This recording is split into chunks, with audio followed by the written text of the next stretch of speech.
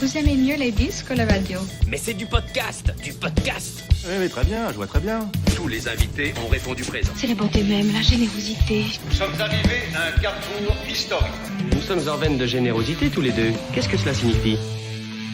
Le Podcaston, c'est le premier rassemblement caritatif des podcasts francophones propulsés par Altrui. Nous vous remercions de soutenir les associations qui seront mises en avant pendant cet événement.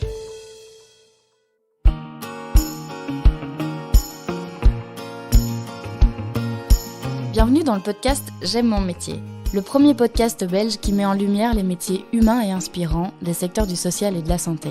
Je suis Émilie Vinsotte, co-directrice de la plateforme du Guide social, la référence depuis près de 40 ans pour de nombreux travailleurs et acteurs psychomédico-sociaux.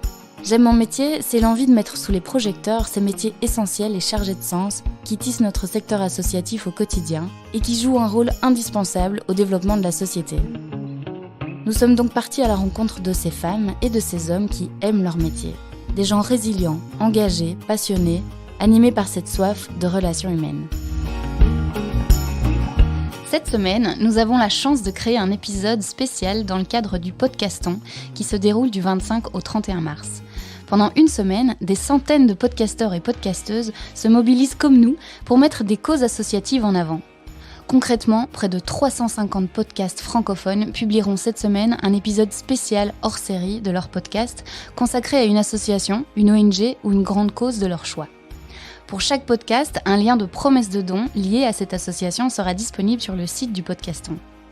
Podcaston, c'est une initiative créée par l'association française Altrui, dont la raison d'être est de créer des vocations d'internautes engagés, de futurs bénévoles, de futurs donateurs ou donatrices, et mettre en avant les valeurs de l'altruisme et de la solidarité via les canaux digitaux. Alors on est plus que ravis de participer à cette édition, et on compte sur vous pour soutenir notre ASBL du jour, le petit vélo jaune.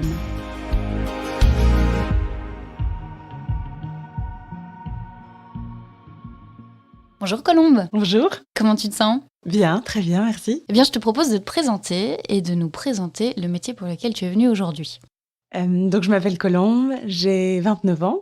Je suis coordinatrice de terrain au Petit Vélo Jaune depuis bientôt 3 ans.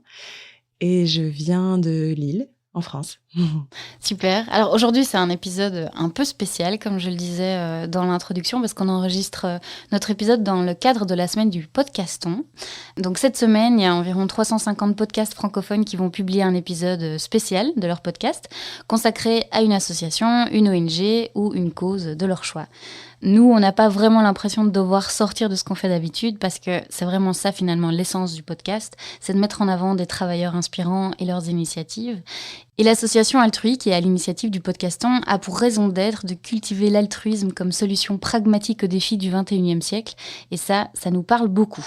Ce qui est important à savoir, c'est que le petit vélo jaune aujourd'hui peut récolter des dons via l'initiative du Podcaston. Et donc en espérant qu'un maximum d'auditeurs et auditrices iront donner des promesses de dons pour l'association durant cette semaine.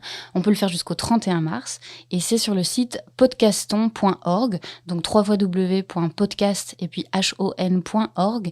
Et si vous mettez / j'aime mon métier, vous tomberez directement sur le lien de promesse de don pour le petit vélo jaune. Voilà, donc c'est une ASBL qu'on suit depuis longtemps, donc ça nous fait plaisir de t'avoir ici aujourd'hui. Le petit vélo jaune, c'est quoi ? C'est une ASBL, tu me dis si je ne me trompe pas, qui accompagne des parents isolés socialement, en situation de difficulté et de précarité, dès le début de leur aventure familiale, voire même début de la grossesse. Tu vas nous en parler plus longuement après, mais en quelques chiffres, le petit vélo jaune, c'est 10 ans déjà, cette année, vous fêtez votre 10e année, 100 accompagnements par an, environ 60 bénévoles, plus de 350 accompagnements depuis le début de l'aventure, et du coup, d'après mon calcul savant, quasi 1 millier de personnes accompagnées. C'est bien ça ? Oui, c'est ça. En effet, on est hyper content. Déjà, je suis contente d'être là aujourd'hui, et on est content parce qu'en effet, on fête nos 10 ans cette année, et donc c'est une chouette année. Ok, concrètement, quelles sont les missions aujourd'hui du petit vélo jaune ? Donc, le petit vélo jaune propose cet accompagnement solidaire de famille. Ça veut dire qu'on accompagne des parents, comme tu disais, qui sont en situation surtout d'isolement, de fragilité parfois, de précarité parfois, en grande majorité, et des familles monoparentales aussi en grande majorité.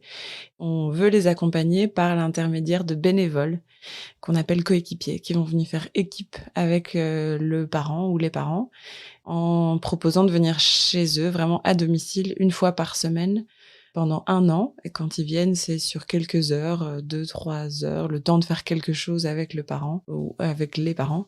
Ça peut être autant boire un café, discuter, prendre du temps, souffler un peu, faire des choses avec les enfants, sortir ensemble, sortir au parc, faire parfois des démarches administratives, cuisiner. Parfois, c'est aussi très, très chouette, des activités qui changent. D'être là, quoi. C'est ça, d'être Ouais. aux côtés d'eux. T'as des exemples de parcours de vie comme ça qui te reviennent? Je pense aussi à une maman qui, elle, est depuis quelques années en Belgique, mais elle a 4 enfants, enfin, elle en avait 3 quand on l'a rencontrée, elle était enceinte, mais en bas âge. Et donc, c'était vraiment une petite fille de 4 ans, un petit garçon de 3 ans et un dernier de 1 an et demi. Et elle était enceinte. Et donc, elle se disait, mais j'ai un peu de famille ici, j'ai un peu d'amis, mais là, je suis juste, en fait, complètement dépassée et j'ai plus d'énergie pour aller appeler ma famille, appeler mes amis et dire coucou, on n'irait pas boire un café. Là, c'est pas le moment en fait. Moi là, j'ai envie juste que quelqu'un vienne me soutenir, qu'on boive un café à la maison et qu'on papote. Cette maman-là, typiquement, elle a rencontré une bénévole coéquipière. Ça fait 1 an maintenant. Ça commence à se terminer doucement. Et elle se voyait chaque dimanche.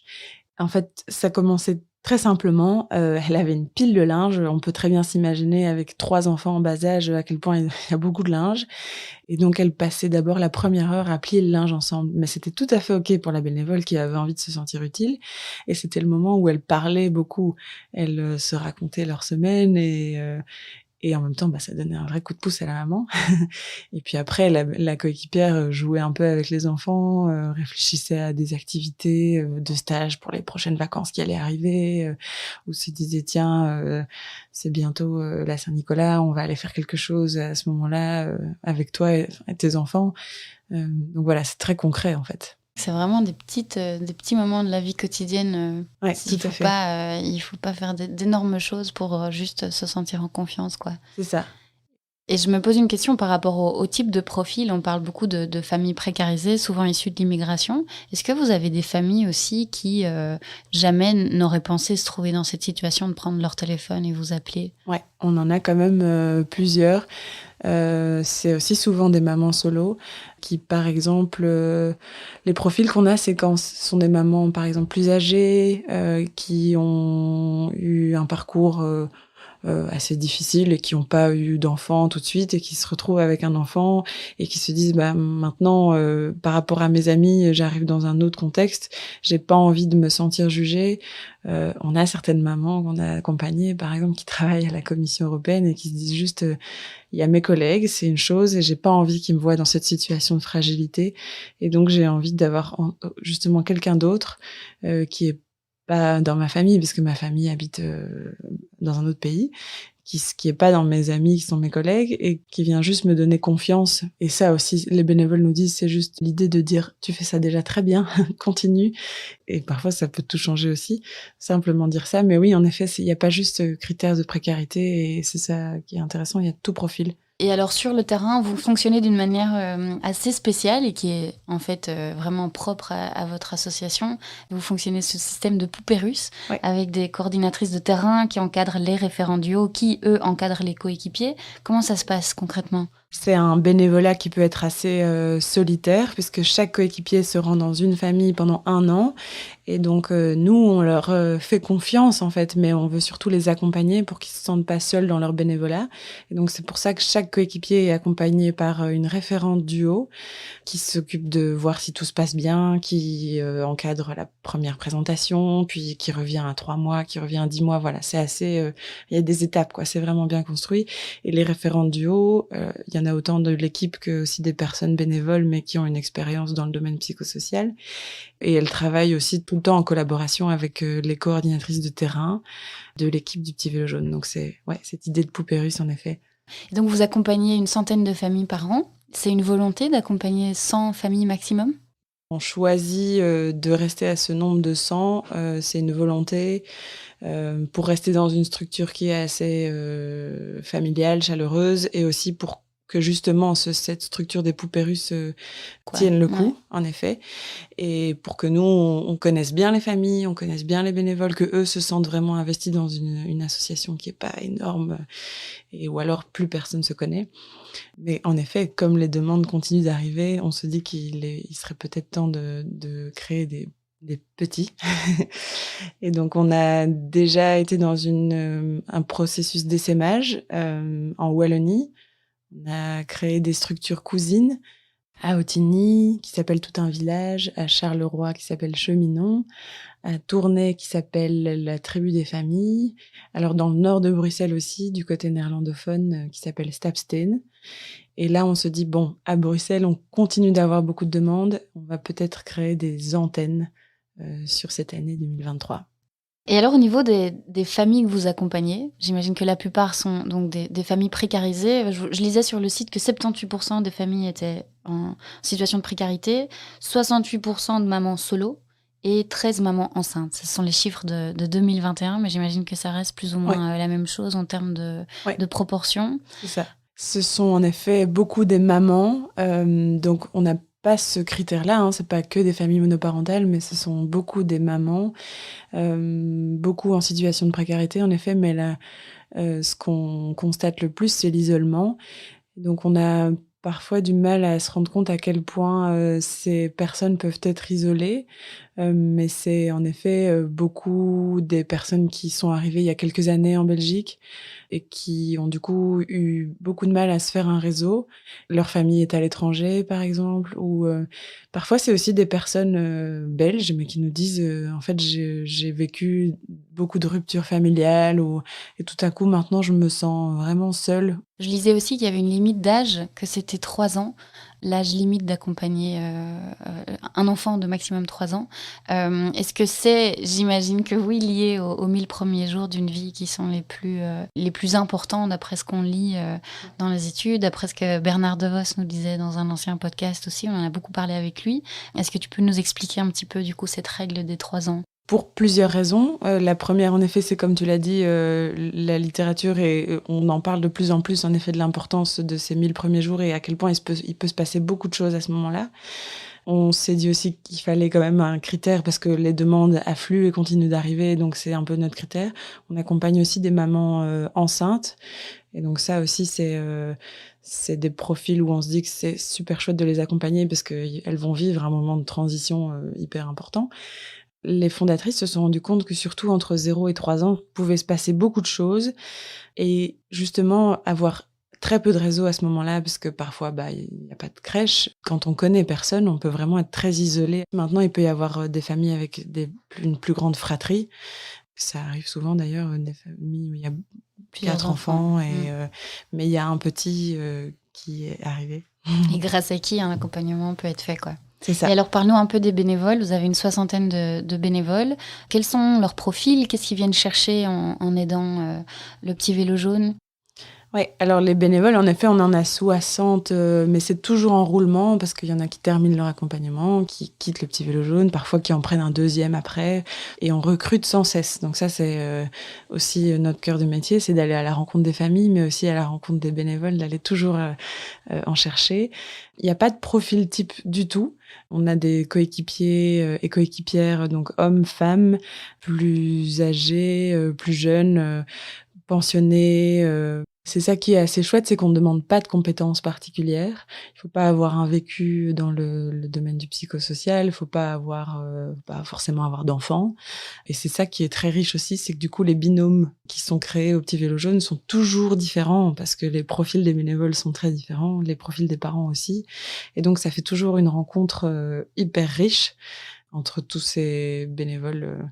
Ces familles. Ce qui est assez intéressant, c'est finalement le profil de bénévole qui n'est pas un profil professionnel, Quand on parle de terrain, on le voit encore plus avec l'aventure de J'aime mon métier. Il y a tellement de professionnels sur le terrain. Et là, ce qui est spécifique à ce que vous faites, c'est qu'ils n'ont pas de professionnels en face d'eux. C'est ça. C'est un citoyen, une citoyenne. Ouais.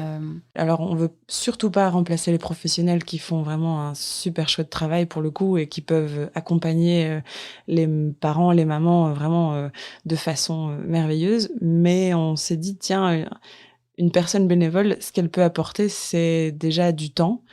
Et donc, c'est pour ça que on dit 2-3 heures. Ça, c'est quelque chose. Demander ça à un professionnel, ce serait merveilleux, mais c'est pas forcément possible.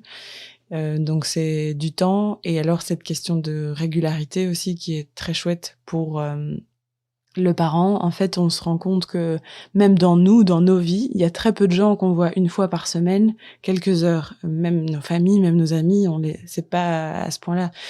Donc ce lien va se tisser au fur et à mesure des rencontres, par la régularité, par le temps que ces personnes bénévoles peuvent offrir, et c'est ça qui change. Et donc c'est ça qui est intéressant, ces bénévoles sont pas des professionnels, et c'est ça qu'on veut. Ce sont pas non plus des amis, et c'est ça que les parents nous disent, c'est ça qu'ils aiment aussi, parce que il y a pas de jugement, c'est un regard qui est plus neutre, c'est une personne qui vient complètement différemment, qui est pas dans le cercle familial ou amical, et qui en termes de culture, en termes de classe sociale qui sont aussi très différentes.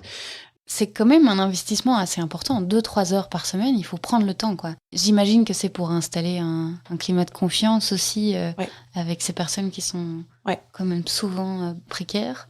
Ce qui marche bien, c'est qu'on est aussi sur une notion de flexibilité. Et donc, du coup, les personnes, par exemple, les bénévoles qui travaillent à temps plein, on en a quand même beaucoup, nous disent, en fait, je suis disponible de temps en temps le soir et de temps en temps le week-end. Est-ce que je peux... Et alors oui, avec plaisir, allez-y une fois à 18h pour quelques heures et faire le bain des enfants ou aider à cuisiner. Et le lendemain, la semaine suivante... aller au parc avec les enfants, c'est flexible, quoi. C'est assez flexible, en effet. Et alors, parlons du nerf de la guerre du petit vélo jaune, c'est le financement, évidemment, comme la plupart des ASBL. Vous êtes une ASBL super dynamique en termes de en termes de financement. Je vois quand même beaucoup de choses passer, des concours que vous avez remportés. Vous n'avez pas de financement structurel, donc pas de subsides récurrents. Comment vous fonctionnez ? En effet, on n'a toujours pas de subventions qui sont pérennes. C'est quelque chose qui est pas forcément rassurant et qui, du coup, qui est assez challengeant aussi. On doit sans cesse aller rechercher des fonds, aller frapper aux portes, un peu à toutes les portes finalement. Et donc on va autant chercher, quand même à la région. Oui, il y a eu ces prix de lutte contre la pauvreté qui étaient au niveau fédéral. On est quand même bien soutenu par des fonds privés aussi, des fondations. C'est ça qui nous aide. Mais c'est ce qui fait qu'en effet, on doit sans cesse se montrer, si je puis dire, montrer qu'on est dynamique, montrer qu'on fournit un boulot de qualité et que nos bénévoles sont bien encadrés. Ça, il faut toujours rassurer. C'est ça qui est aussi un gros challenge dans notre cœur de métier. C'est de montrer qu'on peut nous faire confiance. Parce qu'il y a cette structure d'encadrement des bénévoles, c'est pas juste des bénévoles qui sont lâchés et on se dit, tiens, ça va être super, ce sera une rencontre entre des personnes. Et donc, c'est un gros travail. Il y a quand même 2 personnes dans l'équipe, on est 8 dans l'équipe, mais il y a 2 personnes qui sont en charge de ça, d'aller chercher des fonds. Ça demande du temps. J'imagine. Et est-ce que vous avez d'autres besoins que le financement ? De bénévoles, sans cesse. C'est pour ça qu'on fait aussi attention à notre communication et qu'on veut être présent dans Bruxelles parce que comme je disais, les demandes de famille affluent et on a besoin de personnes bénévoles et on est convaincu de la richesse du projet et de à quel point ça peut aussi apporter aux bénévoles. C'est ça qui est intéressant, je trouve, c'est de montrer... en tout cas, moi, en tant que coordinatrice de terrain, je me rends compte... J'accompagne autant les familles que les bénévoles, du coup. Et je vois à quel point ça fait du bien aussi aux coéquipiers et coéquipières. C'est des choses qui font du bien. Et donc, on continue de le dire. Le vélo jaune a déjà prouvé depuis 10 ans son utilité. Déjà, selon toi, est-ce que via une anecdote, tu pourrais nous reprouver son utilité ou nous nous faire un petit peu voyager dans la SBL. Quelles étaient tes dernières victoires ou les derniers chouettes moments que vous avez eus? Moi, j'ai la chance d'être, en plus de coordinatrice de terrain, d'être référente du haut, comme certaines de mes collègues dans l'équipe. C'est ce qui fait qu'on a un pied sur le terrain. C'est ce qu'on adore aussi. On accompagne du coup des binômes. Et donc, on rencontre les parents, les mamans au tout début de l'année, à temps zéro. Et puis, on revient en famille de temps en temps et on revient à la fin de l'année. Moi, ce qui me touche le plus, en tout cas, c'est quand je vois des parents, des mamans qui ont repris confiance. J'accompagne un binôme qu'on a fait se rencontrer il y a 1 mois. Et j'ai appelé la maman pour prendre des nouvelles et savoir comment ça se passait. Est-ce qu'elle était contente de cet accompagnement? Qu'est-ce qu'elle faisait chaque semaine? Donc elle me dit, tu sais, on parle beaucoup. Moi, j'ai vraiment besoin de parler. Donc je crois qu'elle parle pendant 2 heures autour d'un café. Et elle m'a dit, mais par contre, la dernière fois, c'était vraiment chouette parce que tout simplement, on est allé au marché dans le bas de ma rue, dans mon quartier. C'est un marché que je vois tous les mercredis matins depuis ma fenêtre. Et j'ai jamais osé y aller seule. Au-delà du fait de pas avoir osé, j'avais pas le courage. Parce qu'il faut du courage pour y aller toute seule et sortir dans la rue quand on est complètement crevé, épuisé et qu'on n'a plus de confiance. Et donc, elle m'a dit d'y aller avec quelqu'un. Tout à coup, ça m'a fait me ressentir femme, me sentir bien dans l'espace et prendre ma place dans mon quartier. Et donc ça, c'était très gai. Maintenant, si les auditeurs et auditrices n'ont toujours pas compris pourquoi il fallait vous soutenir, on peut clôturer cette première partie en redisant peut-être ce serait quoi un monde sans le petit vélo jaune? Pourquoi est-ce que c'est indispensable de continuer à vous soutenir financièrement? Un monde sans le petit vélo jaune, ce serait pour moi un peu moins de solidarité déjà, parce que c'est ça qui marche bien, c'est cette rencontre entre 2 mondes, entre une personne qui a envie d'être soutenue et une personne qui a envie de soutenir un moment dans sa vie. Et on s'est aussi rendu compte que le petit vélo jaune, on voulait soutenir les parents, mais aussi soutenir les familles en soi. C'est ce qui fait qu'elles vont être, en effet, comme je disais, plus en confiance, mais alors passer plus de temps qualitatif avec leurs enfants, avoir un peu plus de courage, retrouver aussi confiance en leur entourage ou en l'administration belge parfois. Donc c'est tout ça.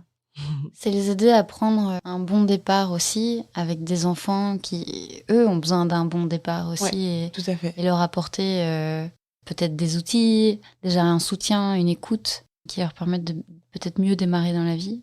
Ouais, le petit vélo jaune, c'est vrai qu'on l'a pas encore dit, mais c'est l'idée de, comme l'apprenti cycliste, de se mettre aux côtés d'eux. Et donc, le parent reste vraiment au guidon de sa vie. Ça, c'est hyper important pour nous. On veut être là pour respecter ses choix, ses envies, son rythme de vie. Mais le coéquipier ou la coéquipière vient donner ce petit élan, ce petit coup de pouce qui permet en effet de pas peut-être tomber ou voilà. Mais cette avancer, idée, ouais, c'est ça, de rouler. Et alors toi, ça fait 3 ans que tu travailles pour le petit vélo jaune en tant que coordinatrice de terrain. C'est quoi une coordinatrice de terrain? Alors c'est un métier, à mon avis, qui n'existe pas dans beaucoup d'autres assos.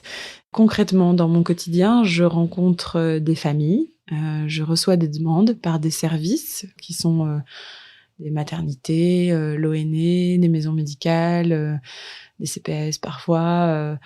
Et donc moi, je reçois les demandes des familles avec mes autres collègues coordinatrices de terrain. On va à la rencontre de ces familles, on recrute aussi des bénévoles et donc on rencontre les bénévoles, on a tout un processus de recrutement. Et de matching alors entre un profil et une famille. Okay. Et chaque semaine, on a une réunion matching en effet, où en fonction du quartier, des disponibilités, des caractères, des profils, on essaye de créer ces binômes, vraiment on en forme chaque semaine, c'est ça qui est chouette. On va aussi, en fait, toquer à la porte des services pour leur montrer qu'on existe, leur montrer à quel point ça peut aussi soutenir, justement, parfois ces services qui se disent « Tiens, il manquerait juste quelqu'un pour un peu soutenir ce parent ou cette maman. » Parce que les familles ne viennent pas tout le temps elles-mêmes, en fait. Non, de plus en plus maintenant, il y a des mamans qui prennent leur téléphone et qui disent « Je vous ai vu ou j'ai entendu parler de vous ». Mais c'est quand même beaucoup, majoritairement, des services. Le réseau. Ouais. Ok.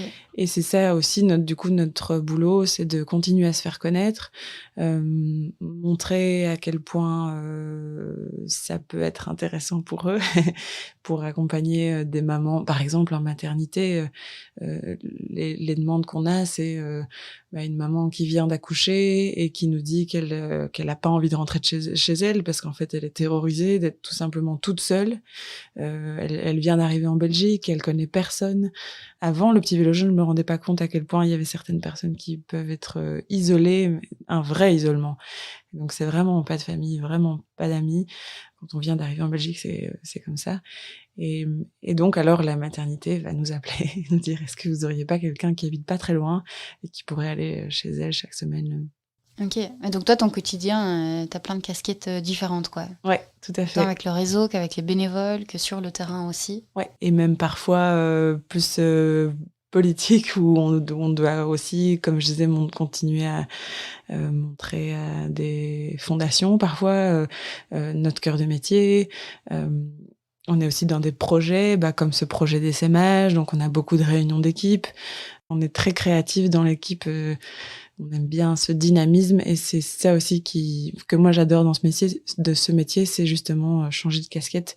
Et donc il y a certaines journées où je vais aller rencontrer une maman et puis rencontrer un bénévole ensuite et puis aller devoir présenter le projet à une fondation. Donc tout à coup tu changes d'interlocuteur. Et tu as toujours voulu t'engager dans le secteur associatif au niveau professionnel ? Oui, toujours, en effet. Je suis logopède de formation, donc j'ai fait mes 5 ans d'études et ça m'a très vite manqué justement ce côté social. Alors pourtant, j'étais déjà dans le social, en logopédie, on était déjà dedans.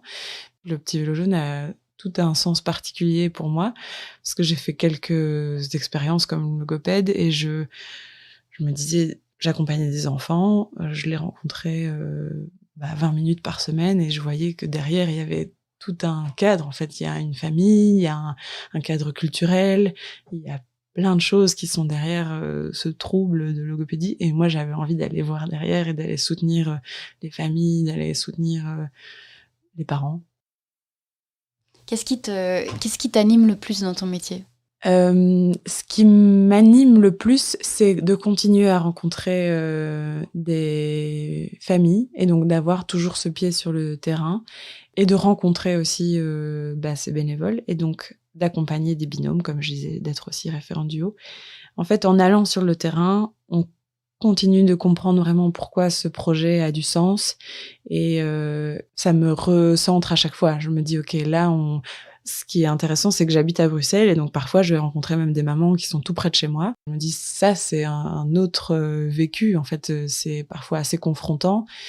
Mais ce qui est riche, c'est que je me dis tiens, je peux pas apporter la solution parce que c'est pas la solution, mais une petite solution en essayant de trouver quelqu'un qui va soutenir cette maman un peu dans son quotidien et lui redonner un peu confiance. Et je me dis, OK, ça me fait du bien. Ça te donne envie de te lever le matin pour aller bosser, quoi. Ouais, exactement. Est-ce que ce métier t'a changé, personnellement ? Je pense que oui. Alors, je sais pas si tout le monde te dirait que c'est dans le bon sens du terme, parce que parfois, ça m'a assez révoltée, parce que justement, on se rend compte du quotidien des familles. On se rend compte, par exemple, du non-accès aux droits pour certaines familles, donc à quel point certaines mamans pourraient avoir plein de choses, mais c'est tellement compliqué. La fracture numérique, ça aussi, c'est quelque chose qui parfois me révolte au quotidien. Je suis, à mon avis, devenue un peu plus féministe depuis que je travaille au Petit Vélo Jaune, parce qu'on rencontre beaucoup de femmes. Ce sont autant des mamans que nos bénévoles sont majoritairement des femmes. Et du coup, ça m'a fait me prendre conscience aussi de la force et de la puissance de ces femmes. Donc ça m'a changé. Mais je me suis aussi rendu compte de la force, du lien humain, de la solidarité. Et ça, pour le coup, moi qui ai parfois une vision, je suis assez inquiète pour le futur, mais quand je vois à quel point on peut encore réussir à créer ces échanges, à quel point les gens ont encore envie de se rencontrer, de se soutenir, ça, je me dis que ça me fait du bien aussi. Justement, si tu avais cette baguette magique, tu changerais quoi ? Ce qui me touche le plus, c'est à quel point parfois les politiques ou le monde administratif peut être complètement déconnecté de la réalité et du vécu sur le terrain.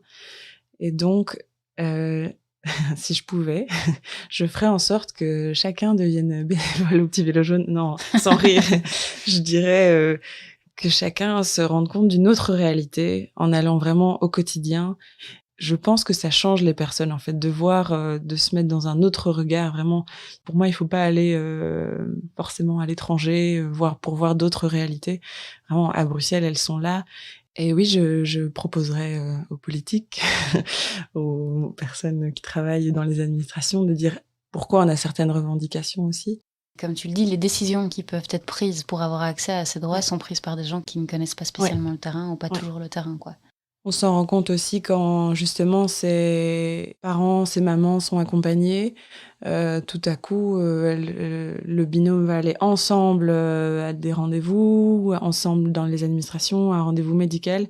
Tout à coup, il y a certaines mamans qui nous disent ça change tout en fait, parce que alors je suis accompagnée par quelqu'un, une personne belge, et le regard va complètement changer. Et c'est bien aussi que les bénévoles se rendent compte de ça. Je trouve que c'est ça qui est riche aussi, c'est qu'on voit à quel point il y a des diversités dans la prise en compte des demandes de chacun. Tu parles des choses qui te révoltent et des situations un peu plus compliquées.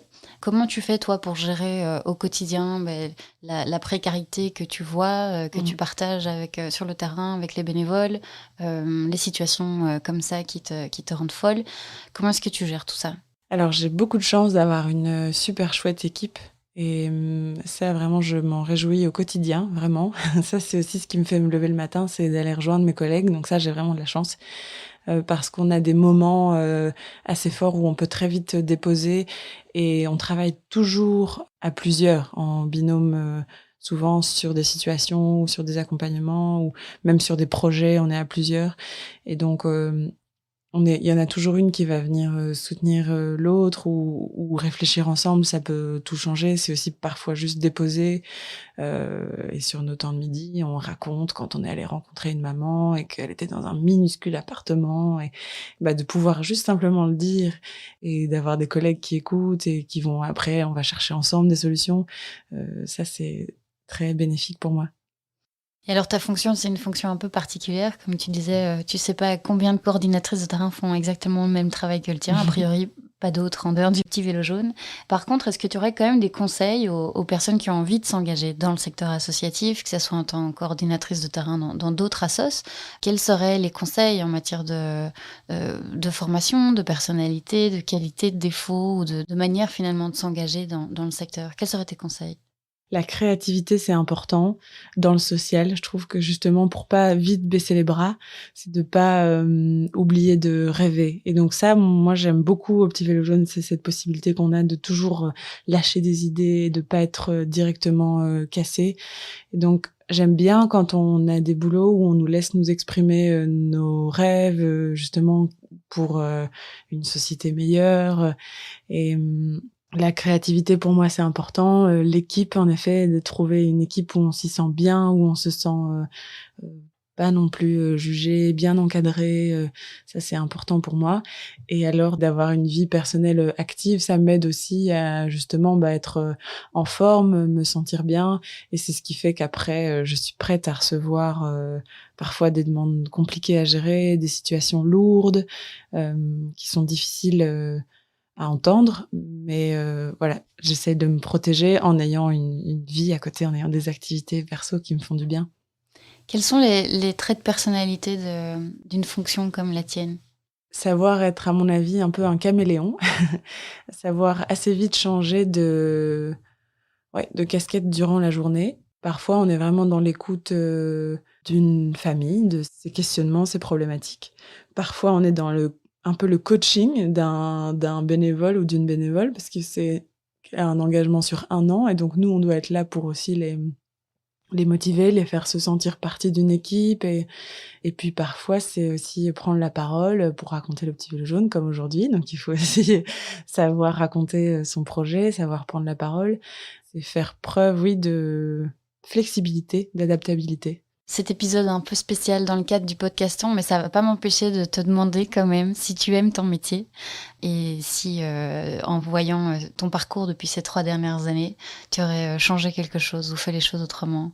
Non, j'adore mon métier et j'aurais pas fait autrement, je pense pas. Non, j'ai rien à dire là-dessus. Je suis très bien. Tant mieux. On va terminer avec la question que je pose à tout le monde. Et si tu as un livre, un film, une œuvre littéraire, cinématographique à nous partager, qui nous permettrait de prendre le temps de comprendre le milieu dans lequel tu travailles, ce serait quoi ? Je sais pas si vous connaissez la série Made qui est sortie sur Netflix. C'est une série qui m'a assez marquée parce que pendant le même moment, j'accompagnais une maman qui avait été aussi victime de violences intrafamiliales et qui se démenait et qui avait besoin d'être soutenue par un réseau. Et donc, je trouve que ça se rend compte assez bien d'une problématique. Dans le même genre, il y a le livre Les Impatientes, où c'est aussi des femmes, mais là, c'est plutôt du côté de la Guinée, du Congo, et ça, c'est aussi beaucoup de femmes qu'on accompagne, et c'est savoir qu'est-ce qu'elles vivent là-bas, pourquoi elles arrivent en Belgique. Et alors, un autre film auquel j'ai pensé, c'était le film de Ken Loach, Moi, Daniel Blake. Et là, c'est toute une question aussi d'accès aux droits. Et il y a tout à coup une relation de solidarité qui va se mettre justement entre une personne âgée qui n'arrive pas à avoir accès à ses droits et une maman avec ses enfants qui rentre dans la grande précarité et qui est sur le point de tout lâcher. Mais cette relation va se créer entre les deux. Donc ça, je trouve que ça pourrait être représentatif du petit vélo jaune. C'est des personnes qui parfois se disent « Ouf, je me sens pas très bien, je sens que je pourrais lâcher » et de provoquer une rencontre. Génial, on mettra tous les liens en dessous de l'épisode et on mettra le lien vers le podcaston. Donc je redonne le lien exact, c'est www.podcaston, donc podcast et puis hon.org/j'aime mon métier. Donc on espère vraiment que vous allez pouvoir donner un maximum de promesses de dons via ce lien. Et concrètement, les bénévoles de Altrui s'assureront que chaque promesse de don soit convertie en don. Donc vous pouvez aller sur ce lien, faire une promesse de don et puis on vous contactera par la suite pour que ça se fasse correctement. Merci 1000 fois Colombe d'être venue nous parler Merci beaucoup. de tout ça. Et puis bonne continuation au petit vélo jaune et bravo pour ce que vous faites. Merci. À bientôt. À bientôt. Merci d'avoir écouté ce témoignage jusqu'au bout. Nous espérons qu'il vous a plu, inspiré, informé, remotivé, voire même donné l'envie d'une reconversion. Si c'est le cas, aidez-nous à diffuser ce podcast un maximum. Comment ? En partageant par exemple le lien du podcast autour de vous, en le notant de 5 petites étoiles sur les plateformes d'écoute ou en usant du bouche à oreille sans modération. Et si ces thématiques vous intéressent, n'hésitez pas à aller faire un tour sur le site du Guide Social ou directement sur le site de J'aime mon métier, www.j'aimemonmétier.be. Et enfin, si vous avez une question, une suggestion ou une envie de prendre la parole, envoyez-nous un email à podcast@guidesocial.be. Merci pour votre soutien et à bientôt.